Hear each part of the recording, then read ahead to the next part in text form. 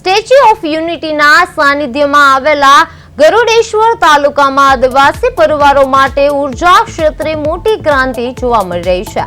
વડાપ્રધાન નરેન્દ્ર મોદી દ્વારા રાષ્ટ્રીય એકતા દિવસે જાહેર કરાયેલી યોજના હવે જમીન પર સાકાર થતી જોવા મળી રહી છે।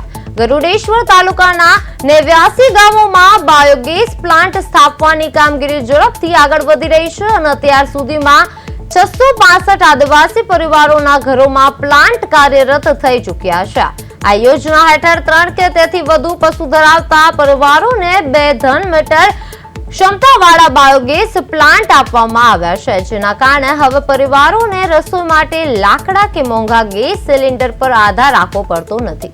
દરરોજ પશુના છાણમાંથી ઉત્પન્ન થતો ગેસ રસોડાને ધુમાડા મુક્ત બનાવે છે અને મહિલાઓને લાકડા એકત્ર કરવાની મુશ્કેલીમાંથી રાહત આપે છે। સાથે સાથે પ્લાન્ટમાંથી નીકળતી સેલેરી ખેતી માટે કુદરતી ખાતર તરીકે ઉપયોગમાં લેવાઈ રહી છે। સરકાર દ્વારા પ્રતિ પ્લાન્ટ 30,000 રૂપિયાની સહાય આપવામાં આવી રહી છે, જ્યારે બાકી રહેલા 335 યુનિટ સ્થાપવાની કામગીરી પણ હાલ પ્રગતિમાં છે। આ પહેલાથી જ આદિવાસી પરિવારો આર્થિક રીતે સશક્ત બનવાની સાથે પર્યાવરણ સુરક્ષામાં પણ મહત્વપૂર્ણ યોગદાન છે તે આપી રહ્યા છે।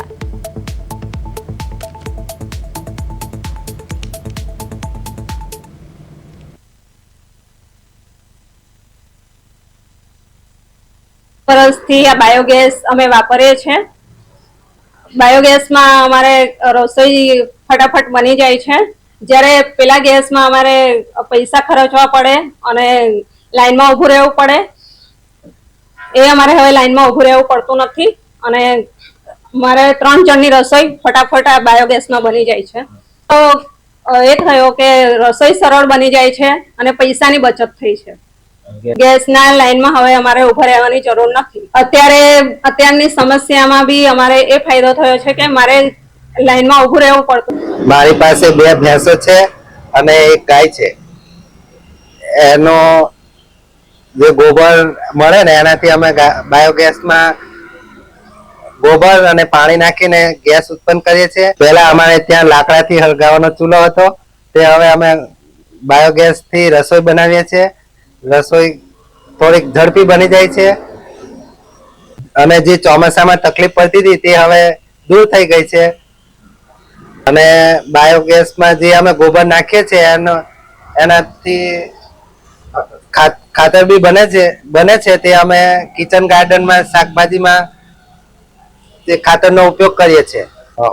બાયોગેસ આવવાથી અમારે જે બોટલ લેવા ગામડેથી સિટીમાં જવું પડતું હતું તે હવે નથી જવું પડતું। આજુબાજુના કુલ 38 ગ્રામ પંચાયતોના 89 ગામોમાં કુલ 1000 ફેમિલી માટે 2023-24ની અંદર જે 10 કરોડની જે ગ્રાન્ટ મંજૂર થઈ હતી તેમાંથી 3 કરોડ રૂપિયા ફ્લેક્સી બાયોગેસ ગોબરધન માટે મંજૂર થયેલા અને એ 89 ગામોના કુલ 1000 ફેમિલીને આ ફાયદો પહોંચાડવા માટેનો આ આપણે જે